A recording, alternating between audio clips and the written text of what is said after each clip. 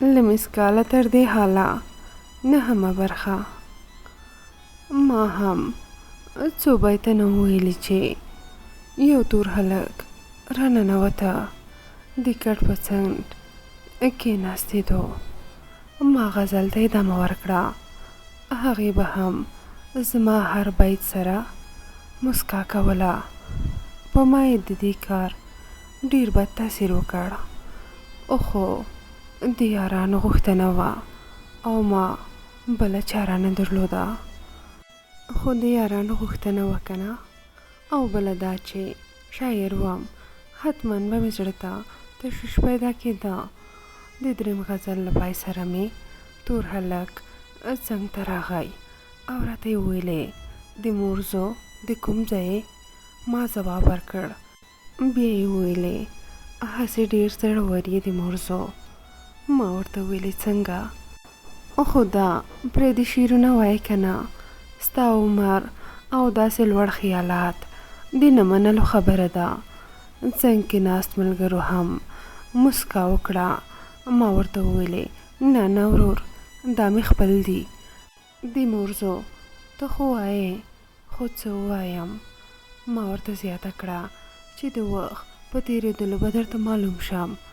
ډېر استاد یې، ته هم په دې ښه پوهېږې که نه چې له نورستان نه څوک ژوندي نه دي راغلي. یا به 2 ورځې ژوندی وې یا 3 ورځې د مورزو. زه بیا به یې هغې نړۍ کې درته معلوم کړم. ها یعنې ټول وخندل. اجازه مې راواخیسته، خپلې کوټې ته راغلم. بیا به مې چې دا سوډانی هر ځای لیده، غوسه به مې ورته راتله. دوی به هر وخت راتله، خو زه به ترې پټېدم. وروسته له 3 میاشتو مو روزنه خلاصه شوه. د نورستان په لوري مو حرکت وکړ. ملګري تیتو پرک شو. انټرنیشنل پوځي موټر ته پورته شو. پردې راپسې کش شوې. خپلې چانډې مو سر ته کېښودې او اوږده وغځېدو. تر نورستانه ډېره لاره وه. څو شېبې وروسته موټر کیڼ لوري ته تاو شو. ټول ښکته شو. په یو لوحې لیکل شوي وو فرق 111 کابل CFC. یو بل لوري ته مو وکته.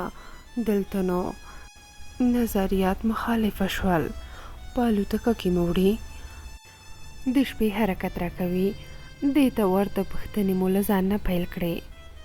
کوټو ته لاړو، چانټې مو له ځان نه کوزې کړې او په کټ کې وغورځېدم. شنه خولۍ مې لاندې پرته وه.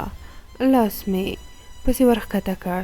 د سترګو یو کونج مې هغه توره څهره راواخیسته. حیران شوم.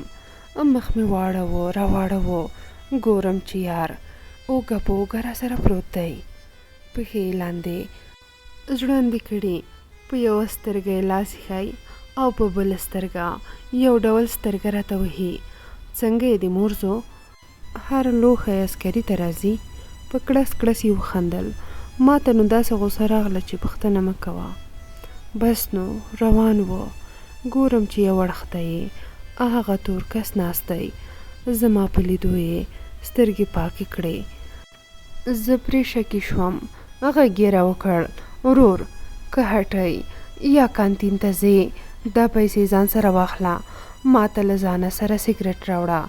ما ترې پیسې وانخیستې، خو له ځانه سره مې ورته 5 سګرټ راوړه. مننه یې وکړه.